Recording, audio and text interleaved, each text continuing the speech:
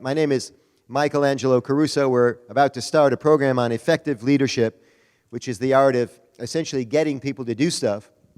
I like two-part titles, and I'm going to give you some actual strategies and techniques that you can use to become more effective as a leader, as a motivator, as a persuader.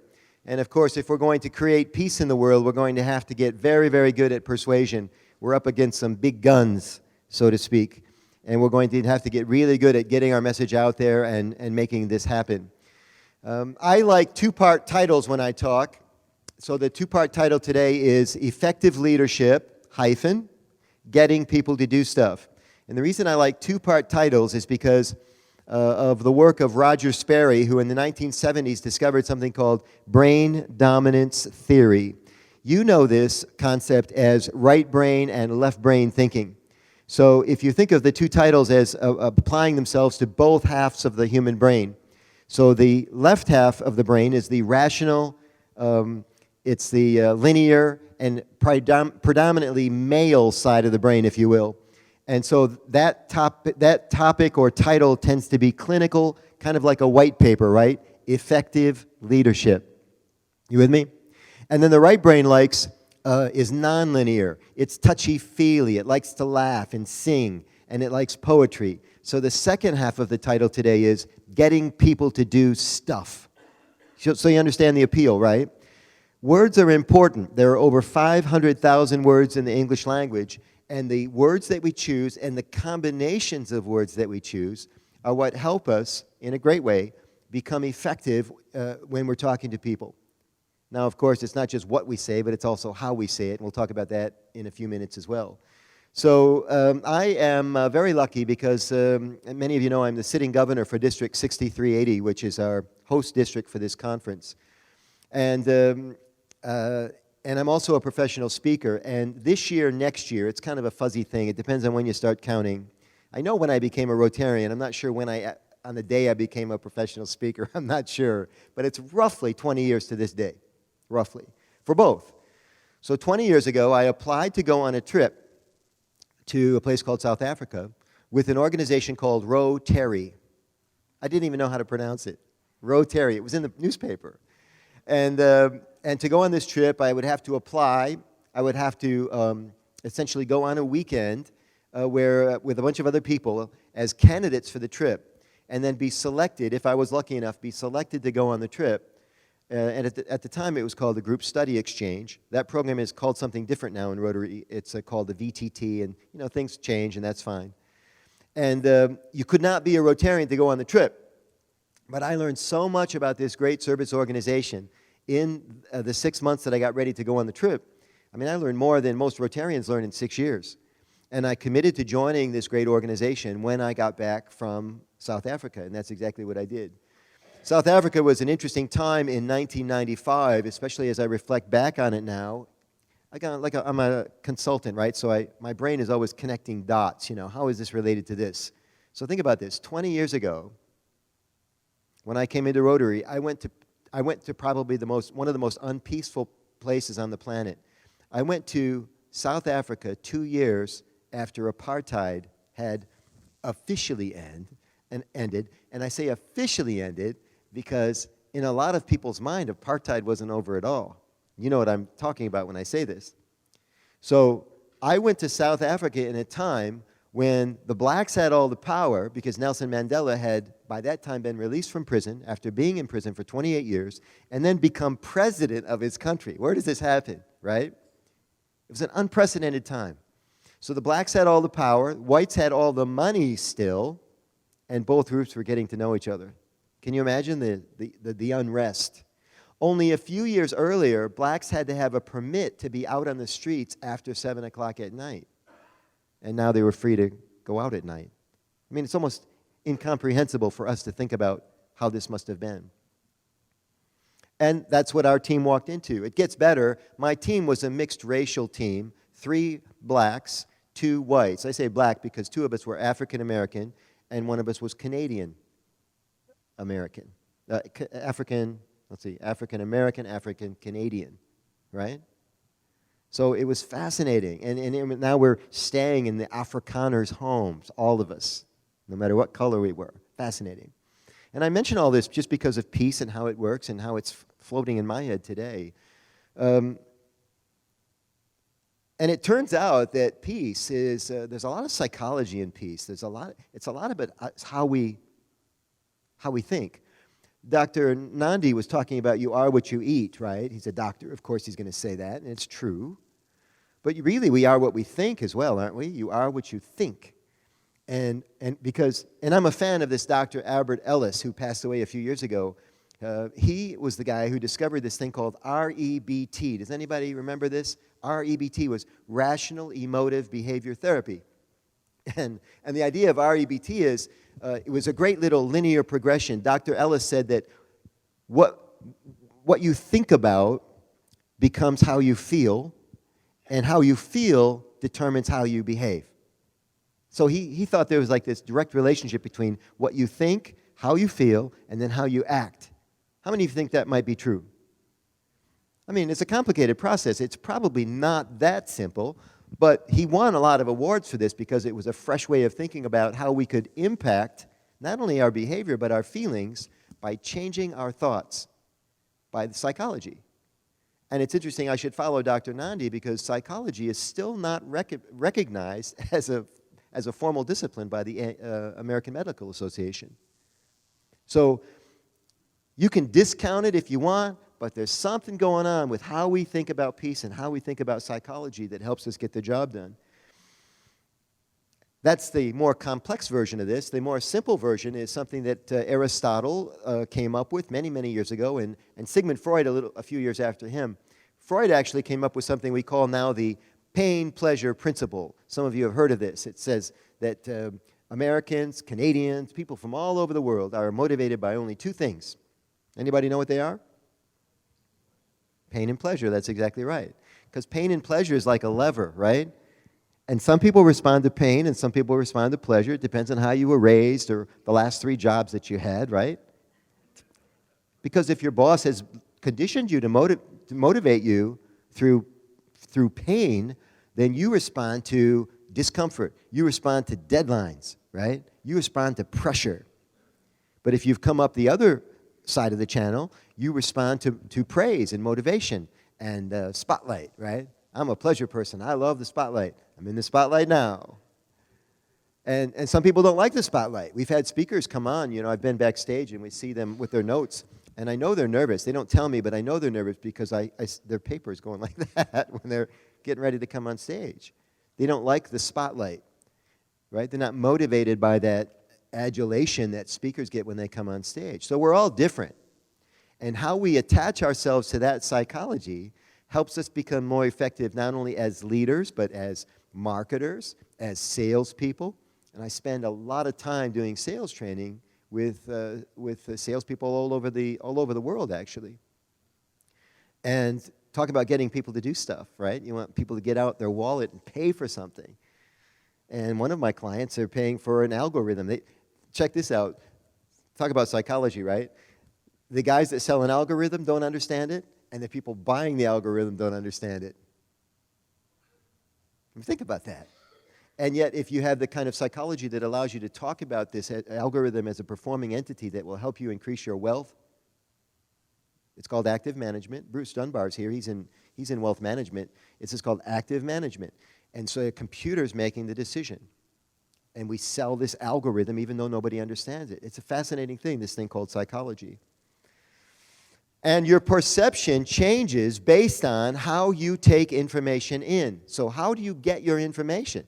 Because these days, and it wasn't like this when I was growing up, these days the news station that you watch likely pre-digests the news for you, and it's actually reverse engineering. Most people watch news stations that they will agree with before the news reaches their ears. When I was a newspaper editor at the University of Michigan, Dearborn, yeah, Dearborn, we had this thing that we had to have objective articles in the paper. That was when fair and balanced actually meant both, fair and balanced. And if you want to get a good look at news, try reading, because we had just come back from Britain, try reading international news reports of what's happening in the United States, because in a way they're not Democrat or Republican, they're just watching. That's a fascinating slant, right? So talk about perception as a kid in London. Talk about how I started to understand the world growing up, and maybe you're the same way. I was born in a time where we experienced the British invasion. Not the first British invasion. Now, when they talk about England taking over the whole world, remember the phrase, the sun never sets on the British Empire. You know, the Brits always fashioned this as a good thing, and we're taking over the world, right? They did it by force, everybody. You understand? It was the opposite of peace. The sun never sets on, it sounds like a movie. The sun never sets on the British Empire. We're invading your country. It's essentially what's happening. I mean, think about it. The Pilgrims left England to come here to start another country. And what did England do? Followed them over to fight. I mean, I'm breaking it down pretty simply, but that's essentially what happened. We had to say, go back home, man. We were trying to get away from you people. It's fascinating. So I grew up during a time of the second British invasion, which are the Beatles, the Dave Clark Five, all the bands. And my brothers and I are learning to play musical instruments in school. And then we realized there's 4 kids in the house. We had trouble finding our own practice time, so we would practice together. And my brothers and I would be doing duets and then trios, and eventually the 4 of us were all in a combo together, and we started playing music. We did pretty good in the music business. We ended up touring the United States in a rock band. We opened for acts like Rick Springfield and Corey Hart and Joan Jett. And all of it got started because I thought I knew about the world, because I knew where the Beatles came from, London. And again, my consultant brain, even firing back then, I'm reading the newspaper about the Beatles in London recording at Abbey Road, which we had a chance to see last week. And a few years later, I'm reading about in London, don't stand next to a garbage can. Why? Because that's where the IRA and various terrorist groups put the bombs. That was the routine back then. It was in a garbage can. They later graduated to other types of tin containers like airplanes. But that's how it worked. And around the same time as the British invasion, there was a guy named Roger Miller. Anybody remember this singer, Roger Miller? He was a country boy, but he's very clever, this Roger Miller, and he was a wordsmith. And later, as I becoming a writer, I became even more enchanted with Roger Miller. Back then, you know, we had phonograph records, 45s. We have young people in the room? You probably don't remember phonographs or 45s or the Beatles. I was talking to a young person the other day, and I said, the Beatles, and it was like puzzled expression, and I said, Paul McCartney's old group. And they said, Paul McCartney was in a band before the Beatles? They didn't know. Yeah. And so Roger Miller had this great song, and I'm going to sing a little bit of the song for you because the lyric touched me deeply last week, and I'll tell you why in just a second. But the song was called England Swings. But he didn't say England because he needed 3 syllables, so he sang England. This was Roger Miller's gift, that he didn't care about the language. He just made it a good song, right? So the song was, you might recall it, England swings like a pendulum do, bobbies on bicycles 2 by 2. Westminster Abbey, the Tower of Big Ben. Did you hear me? Westminster Abbey, the Tower of Big Ben. The rosy red cheeks of the little children. Anybody remember that song? Oh, man, a great song. Makes me smile. So last week, Renee Pathetis and I, Renee's my girlfriend, she's here and enjoying the conference, and we went to London for the first time. And we were touring London on the day of the terrorist attack. In fact, we were on the Westminster Bridge 2 hours before this coward drove his car down the sidewalk.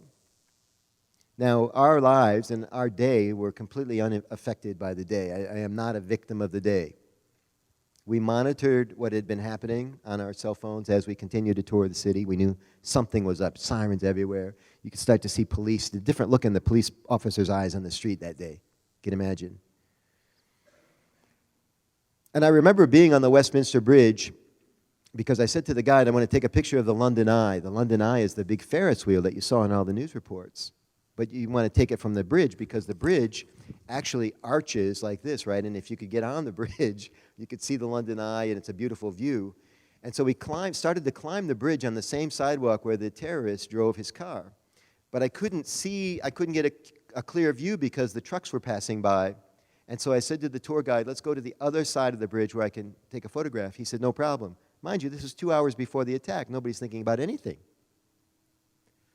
And as we crossed the street and as we mingled with the crowd that day, I'm sure you've seen the statistics. I believe 5 people were killed and more than 40 were injured. Is that there were thousands of people on the street, not hundreds, thousands of people. They're all spread out. And hundreds and hundreds and hundreds of students from all over the world. And we knew they were from all over the world because they asked us to take pictures of them. And we asked them to take pictures of us. And we heard different languages being spoken. We heard a lot of French. We heard Japanese. We heard a lot of Arabic that day. Miraculously, only one child was killed. As far as I know, one child was killed or hurt on that day. I don't know how the numbers are so low because all I think about now are the rosy red cheeks of the little children.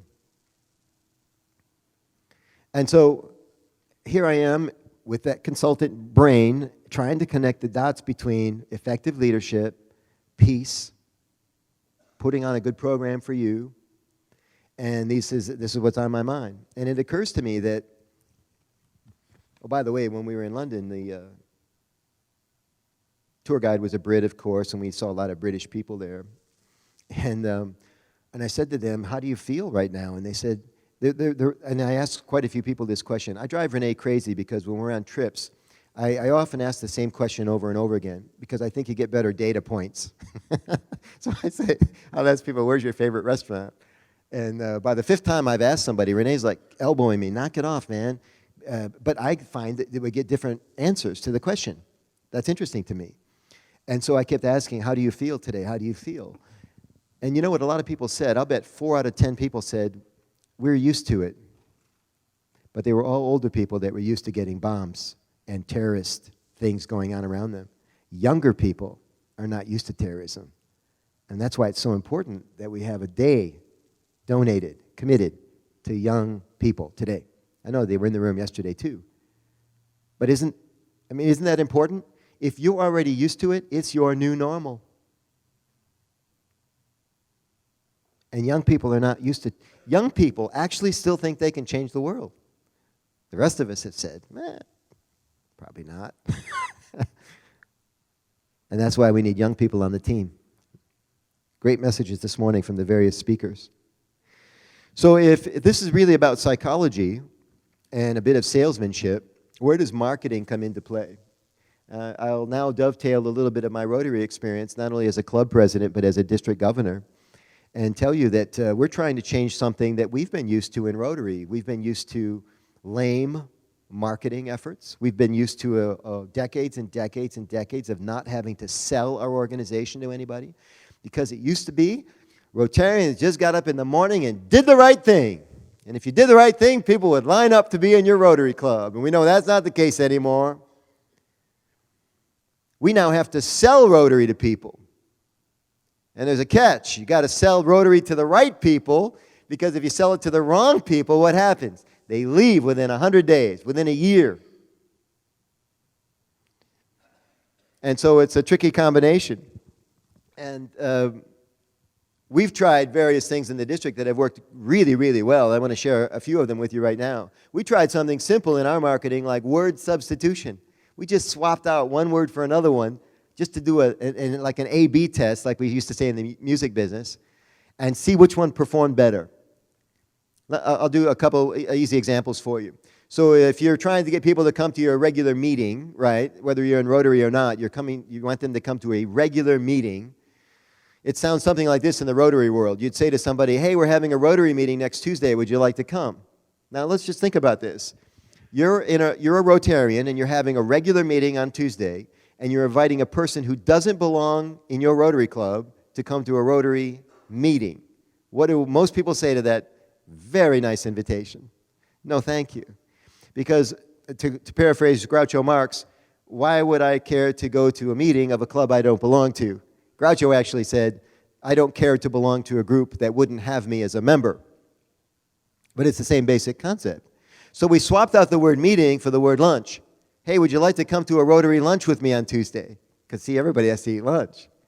And the response rate goes through the roof, relatively speaking, because of substituting the word meeting for lunch. It was an easy thing to do. Getting people to change the word was not as easy, but changing the word's quite easy. Sometimes when I do it, I even leave out the word Rotary. Would you like to come to lunch? And the guy goes, yeah, sure, I'd love to. We get there, we walk in, he says, this is a Rotary meeting, isn't it? And I said, yeah, it is. Look at, we're having chicken, you know. And we sit down, we start eating. And they're never mad at me because I made them come to Rotary. It's still a lunch, it's still my treat, it's still basically the same concept. But I got them in the door, you see? And it's marketing.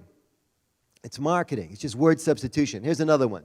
A lot of, and how many of you are Rotarians? I want to know if I'm talking to the choir. How many are not in Rotary yet or not really knowing much about it? That's fine. So a lot of Rotary meetings have a speaker, but we call that person, oddly enough, we call him a speaker. And sometimes we call him a program. We're having a program today, right? So we found that when you change the word speaker to the word keynote, more people came to the event. By the way, it wasn't a meeting anymore. It was an event. You see? And we got better speakers when we called it a keynote. You'd call the speaker and you'd say, would you like to be our program for the day? And the guy goes, no, how much does it pay? We go, we don't pay speakers. He goes, okay, then I'm busy that day, right? It's hard to get people. But you call them and you say, would you like to be our keynote speaker that day? Keynote? Yeah, I'd like to do more keynotes. What day is it? It's amazing. And when we promoted it as a keynote speaker versus a regular speaker, right? I mean, why do we do this? Why do banks have basic checking accounts? I mean, if you're trying to sell the checking account, you do not want to put the word basic in front of it. Outside at the coffee bar, I think it says regular coffee. I would say it's delicious coffee, personally, but I didn't put it out. Words matter. Absolutely true. Finally, it's not just words, it's the physical representation. It's how we present ourselves visually, right? So a big thing in the Rotary world is, and even at the conference this weekend, we've seen it, is people would get out of their chair to stand in, where they can get a nice cross-section of the room. They tilt their camera sideways so that they can get the panoramic view of a bunch of people sitting around. And then we post it to Facebook. This is what I did this weekend. I sat around with a bunch of people. You should have been here. It was action-packed. See? It was action-packed. I'm even an action stance right now to show you it was action-packed. So I tell my club, I tell my district, please do not post photos of Rotarians sitting around. Sitting is a gerund, right? ING word. There's a million of them. Post photos of Rotarians laughing. ING, laughing. And you'll get more attention, right? Because Rotary must be fun. Look at those people laughing, you see? And it's all just positioning, man. It's just so fun. I want to give you a couple of tips for getting things done in your part of the world, whatever it is you're trying to do. A lot of us think we don't have any power because we're up against people with titles like senators and congressmen and presidents and this type of thing. You have all the power you need. You have all the power in the world. You have a different kind of an authority. Your authority is even more powerful than the person with the title, and it's called, write this down, moral authority. Moral authority. See, the difference between you and some of these other people is you know what the right thing to do is. And you're willing to do the right thing. And all you have to do is remind people what the right thing to do is. Now, what happens a lot is people in the activist area, we tend to, we tend to be a little slipshod sometimes in our communication methods, right? Some people in the activist area tend to be a little bit too fervent. They're perceived as too fervent. Some of us are perceived to be too passive aggressive, right? So if you really want to be effective, you want to avoid zealotry. You want to avoid being passive aggressive. It just is a bad reflection on you as a person and whoever you're representing. So there are other techniques for this that will sharpen your game a bit. And one of them is this idea we use in the consulting business all the time. It's called triangulation. So triangulation works like this. If you can imagine, I'm talking with somebody who I want to get somebody to do something, and I keep telling them, you need to do this. I say, you need to do this. You. And then from his point of view, he's now arguing this way with you about this thing, right? It becomes you versus them. You've probably had this dynamic someplace in your relationships. You versus, how many of you have been married? Married even now? Yeah. You versus the other person. You versus the other person, you see? And it wears you down. And it actually, over time, it will destroy the relationship. So a handy technique is something called triangulation. And triangulation says, instead of me coming at you like this, I say, hey, look, these are the people you care about, and they want you to do this. You see the triangle? Like this? So now it's not me versus you. It's not anybody versus you, but the people you care about want this. And that's a more complex sale, but you can work it out. And it eliminates the adversarial relationship. In fact, now you're an advocate. Hey, let me tell you what happened. Let me tell you what somebody told me, right?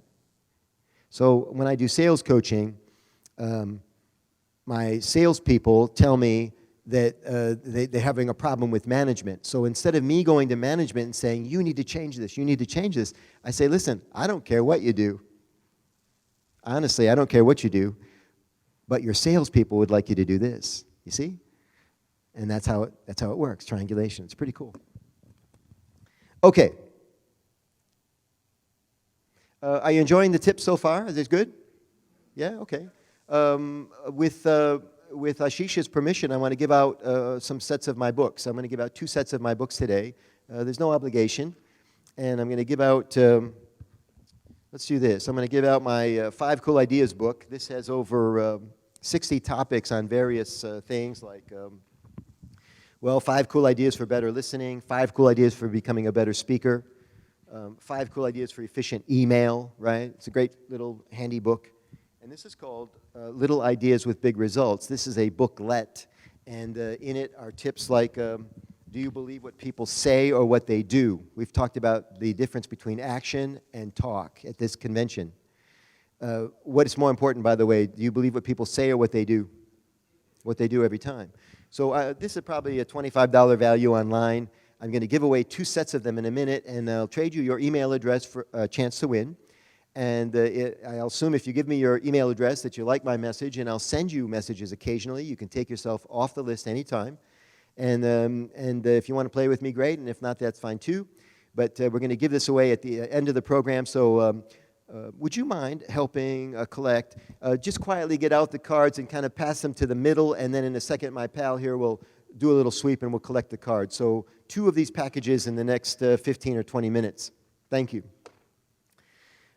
Is Kelly Hall here? I know she's got a lot going on today. Steve, do you know? Kelly, are you in the room? That's cool. Kelly was up on the stage earlier, and I wanted to give her some stage time today because back to my district and how we get people to do stuff in District 6380. For a long time, we've had a situation in the district where we focused on Interact students, or even more specifically, exchange students. Exchange students. And exchange students are an interesting and an important part of Rotary. These are the students that come to town for 1 year, and then they go back home. And we had not been giving much attention to Rotaract students, where the University of Michigan, for example, has a Rotaract Club. And I wanted, and our conference chair, Karen Gabrice, wanted to get those Rotaract students on the stage with us at the district conference. Now, the district conference this year is on Mackinac Island, May 4 through 7, and I tell you that because you're invited. As I mentioned at the dinner last night, how many were at the dinner last night? This year, my district is doing public events sponsored by Rotary. So we don't do Rotary events anymore, you see? When you do a Rotary event that's open to the public, people stay away in droves. Why? They don't belong to Rotary. Very good. It's a Rotary event that's open to the public. I don't belong to Rotary, no thanks. But if you do a public event sponsored by Rotary, different thing. And that's how it works. That's how we're doing our district conference. So we got people from England, and we got people from Tennessee. I can't wait to introduce those two people to come to our district conference May 4 through 7. And we've got, I think, something like 24 Rotaractors coming for the first time in history to our district conference. And then we got even more clever about getting people to do stuff. We had different clubs sponsor a Rotaract room. We did have to promise, sleeping room, we did have to promise the clubs that the Rotaractors would not be throwing the television into the swimming pool. I'm still a little nervous about that one, but we're pretty sure that's not going to happen. And so what happened was they got, again, the scholarship. They got the room awarded, so it didn't cost them anything. Now it smells more like a road trip, right? A bunch of young people jump in the car. They drive up to Mackinac Island, one of the coolest places on earth. No automobiles, just horse carriages and bicycles, if you've never been. And again, you're invited. So just see me after the program. We'll get you in. So that's one another way that we did something different this year in District 6380. Another example is tonight, we're having a $1 million dinner. Now, other districts have done this year, but here's why I wanted to do it this year in District 6380. Every year, almost like clockwork, our district gives about $300,000, $320,000 to the Rotary Foundation. You doing the math? 330 versus $1 million. So I committed our district to $1 million dinner early in the year. You should have been at that meeting. And then, just to show you how people think, psychology, we have our first conference call with the $1 million dinner committee, and we hit our first roadblock. Because I got a friend from Tennessee. I don't know why Tennessee's in this speech more than England.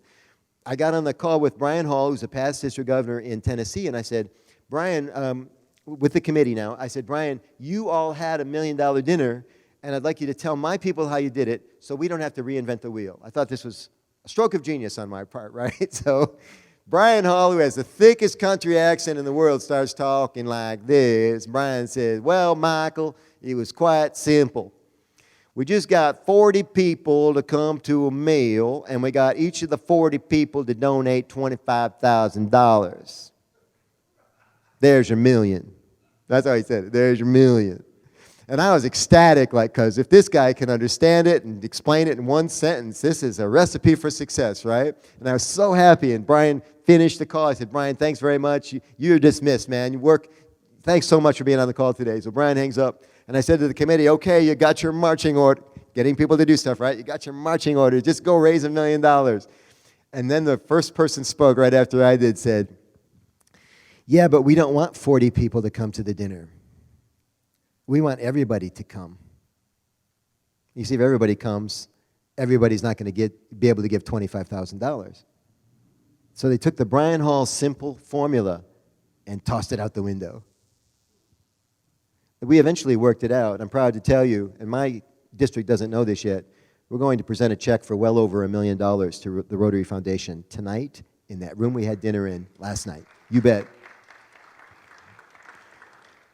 Yeah, you'd clap a lot louder if you ever raised $1 million. That's a lot of money, man. So we don't need your money, but if you'd like to come and learn more about how we did it and watch the balloon drop and watch the little gimmicks that we put into the night to get people to raise and triple our giving from last year, you're welcome to attend. The tickets are only $125, and it's an awesome meal. I saw we had the desserts and stuff, not desserts, but candies and some of these bling that we have in this attached to this event to our room. They're in my room for 2 days. To watch where you walk. And it's an amazing event. Renee put it together, and you're going to love it. So see me right after the program. We'll get you in. We have, I think, 15 or 14 tickets left, something like that, and we'd be happy to fill up the room.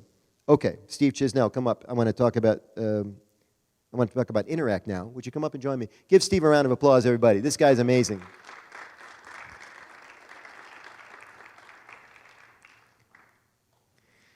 Yeah, you can just jump up here if you can make it. Yeah, not too bad. How are you, sir? I'm doing fine. How are you? Are you enjoying the Peace Conference? My kids and I are having a great time. Tell us about your kids. What's going on? Tell us about your position, how you got here. I am the Royal Oak Interact Advisor, have been for the last decade or so. I've lost track. But my students are the kinds of kids, as you might expect, that want to get involved now. And so I help them do that. And you're fantastic. You're very dedicated to the position. You take them on trips, international trips every year, yeah? Yeah, we're going to Peru this summer. We'll be working at an orphanage and then doing some trekking in the Andes afterwards. It's amazing. And that's just part of it. Wait till you hear the best part. Now, I'll preface his answer with this. Most Rotary clubs do not have an Interact club. They don't have a high school Interact club. The ones that do have a very small and sometimes inactive Interact club. How many members are in your Interact club? We've lost count. We're somewhere over 125. It's the largest Interact club in our district. Yeah, give him a round of applause. That is huge. So it's by far the largest Interact club in our district. And I want to tell you now why I have Steve on the stage with me. It's not because I've got, he wants to know, he's waiting for the other shoe to drop. It's not because I've had to get Steve to do stuff. Steve's a self-starter. He runs the best Interact club in the district, and I never hear from him. He takes my call every time I call him, but I never hear from him. He never wants anything from me, right? The reason I have Steve on stage with me is because when I tell people in the district about Steve Chisnell's awesome success, unprecedented success with the Royal Oak Interact Club, and I hold him up as a standard bearer, my Rotarians remind me, in a way only polite Rotarians can do so, that Steve Chisnell is not actually a Rotarian. And he's not. He's an, what do they call you, an honorable? I'm an honorary member. He's an honorary member of the Royal Oak Club. But here's my point, and I'm going to get, I know it's a peace conference, but I'm about to get angry. My Rotarians, the people on my team, when I tell them we got a guy who's cracked the code, who's amazing at this, you must follow his formula. Replicate him, man. He is amazing. We need more people like Steve Chisnell. They say, you know, he's not really a Rotarian. He's only an honorary Rotarian. And I tell them, he's better than a Rotarian.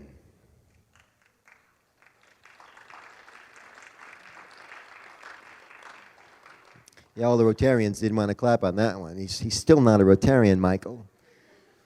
He's a teacher at Royal Oak High School, and he can't be a Rotarian. He's already donating a major portion of his life and his social time to the Interact Club. And you know, it's okay if he's not a Rotarian. I don't care if you ever join Rotary, Steve. You're amazing. A round of applause for Steve Chisnell, everybody. You're the best, man. Thank you.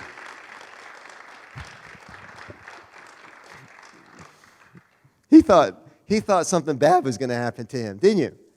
Man, no worries. Okay, so let's bring the cards up. We'll do a drawing, and I've got to protect some time for you because we need you to do a little bit of paperwork, as you know, after attending the breakout. Thank you very much. Brian, stay with me. We'll have you do the drawing. Let's do that. Here. Draw 2 cards. Does anybody else want to be in this? We're good? Okay. Close your eyes and draw 2 cards, if you would. Great. Great. And we'll see who's going to win the books. Thank you very much, sir. Where's we have so many exotic names here today. Wow. Where's Angelica Ramirez? Is it Maigesi? Did I say it right? Angelica? Are you here? Okay, come on up. Come on up. And how about Sumed? Sumed Bal, yeah, correct? Yeah, come on up. Give them a round of applause. Hello. How are you? Nice to meet you. Happy to sign the books right after the program. There you are. Hello. Hello, sir. All right, we met before. How are you? For you, sir. My pleasure. My pleasure. Thank you. So we're going to take a couple of questions if you have any. I don't know that we have the mic live in the center of the room, but if you have questions and you want to make your way to the mic, that's fine. You may also shout them out. That would be fine. I want to give you one more tip for achieving your agenda, becoming an effective leader. It's a technique I've been using for a long time, and you'll like this one. You know enough to do it, but maybe you don't for various reasons. And here's the technique. The person who reaches out first in the interaction has influence in the interaction. When I say reach out, I'm of course demonstrating the handshake. So what happens is we forget to be civil. We forget to be normal about the relations, right? So when the person who reaches out first has influence in any interaction. And I can tell you this plays out in so many different ways. Even yesterday, someone was so interested in getting directions from me at the hotel that he came up, he didn't say hello, he didn't say who he was. He said, and it was right first thing in the morning, man. And he goes, "Do you know where the such and such is?" And I said, "Good morning, how are you?" And what do you think he did? Oh, I'm sorry. He says, "I'm sorry, I should have said hello. Good morning, how are you?" And he comes right to me, right? He comes right to where we should have been in the first place, which is civility. And then I'm happy to give you directions, you see? So it's just a little example of how this works. But especially when people are excited or upset, "How are you? I don't believe we've met. My name's Michael Caruso," right? Excellent. Questions? Yeah? Sure. Tell us how this works, Brian. Okay. So we're looking for a volunteer to report back at the breakout session like we had yesterday. Somebody to summarize very quickly what was done here today, and then also what actions the group is going to take at the end. You saw a number of people up on stage yesterday doing that. It's about 2 minutes. Could I get a volunteer from this group to take that on? Anyone? Okay. Thank you very much. Boy, if you can't get a volunteer at a peace conference, we're hurting. Well done. Questions about anything we talked about today? Comments? Thoughts about anything at all? Yeah? Hey, want to shout it out? Oh, we have a microphone here. Let's come over here. We're recording, and we want to get everybody included. Tell us your name and where you're from. That would be good, too. Hi, I'm Mary Miller. I'm from right in this area, Ypsilanti, Michigan. And I actually was interested in something that's in the brochure. It says, you know what the 15 most powerful words to use are. Thank you. Yeah, let's do that. And I appreciate you reminding me, Mary. Thank you very much. We'll let you get back to your chair and then start writing. I'm going to give them to you like this. The 5 most powerful, the 4, the 3, they add up to 15. Probably check the program, make sure I'm not leaving anything else out, Mary. The 5 most powerful words you can ever use with another person are, "I am proud of you." I'm proud of you. Everyone likes to hear it. We tend to only use them with children, and that's a mistake. Everyone will sign for that. I'm proud of you. The 4 most powerful words are, "What is your opinion?" or "What do you think?"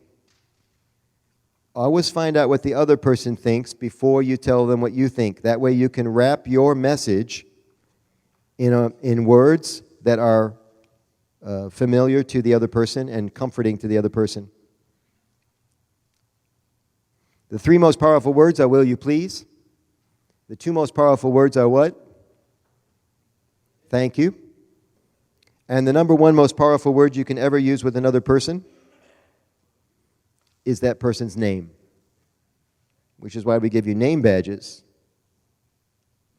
at the peace conference. Sure. Let's backtrack. The 5 words are, "I am proud of you." The 4 words are, "What is your opinion?" The 3 words are, "Will you please?" The 2 words are, "Thank you." And the single word is the person's name. I noticed in the program I've also promised this idea of, let's see, I had it just now. Oh, the number 1 thing that people want is, I think, recognition. Everybody wants, I think everybody does stuff for attention. So we do it for attention or we do it not to get attention. So it can go either way. But when you figure out what people's favorite form of recognition is, you'll have it. Some people like to be recognized publicly. Some people like to be recognized privately. Figure it out. Other questions, comments? If I didn't cover something I promised to cover, tell me what you need. I'll get it to you. We have a few minutes left. We have open microphone at a peace conference, and nobody's in front of it. We need you to come to the microphone if you don't mind. Can you get there? Was there somebody else? Yeah, come on. Your name and where you're from?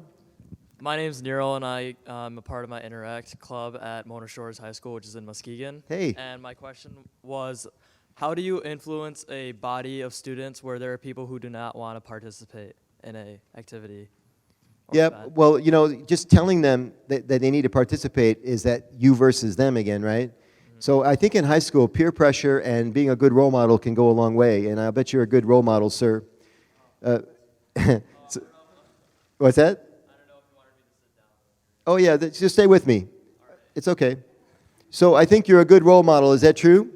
Yeah, sure. Yeah. Yeah. Yeah, I mean, yeah. So what happens is when they see that you're getting things that they want, it could be attention, it could be flexible hours, it could be you got your name in the student newspaper, whatever it is. When they see that you're having more fun than they are, fun is important to people. When they see that you're happier than they are, when you keep inviting them to come along with you to different things, at no obligation, Okay. right? This is the idea.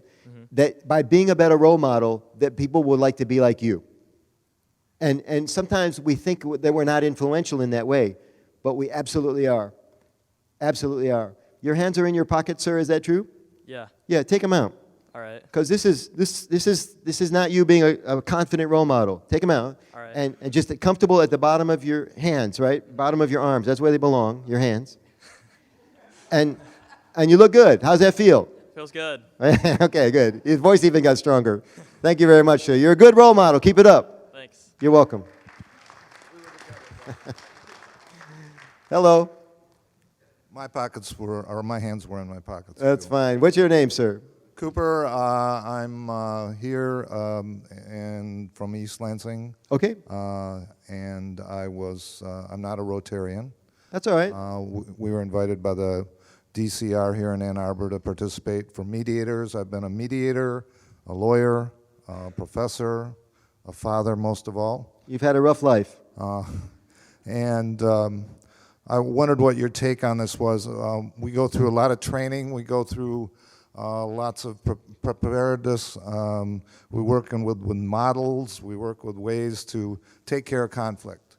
And what I found is one of the most effective ways to take care of conflict over my time in mediation and other fields was to let the people really let it go and yell and scream and go at it, because I found one way you can get somebody to say something and not be lying is when they're letting it go and yell and scream. Okay. And of course, you let them come down and understand they had to get over that, so I would do that. I just wondered what you felt about that concept and whether you've had actual experience with it. Yeah, thank you, Cooper. Other I than certainly maybe have being yelled a at some parent. people. Other than maybe being a parent. And in fact, this has, bringing our conversation full circle, because I'm getting the sign now to wrap up, in psychology, in particular psychotherapy, and we've got one of my new pals is a psychotherapist. I don't know if he's in the room with us right now, but there were these guys in psychotherapy that practice this thing called primal scream, where you would just get in the room and, as Cooper said, let it out, man, get it out. John Lennon allegedly and famously participated in primal scream. And I say whatever works. I don't have much experience in it. I've never participated in it. I'm not a yeller. Even when I'm angry, I don't yell. I figure out another way to do it. So everybody's different. But I am a fan of whatever works, Cooper, and I appreciate your input. I'm getting a sign to wrap up. I have a 30-second goodbye story for you. It's an airplane story. You're going to love it. Anybody flying home? I'm getting on an airplane to fly someplace. This is 10 years ago now. And the pilot comes on as we're all getting settled, and he says, "Ladies and gentlemen, would you please take your seats? We'd like to leave early."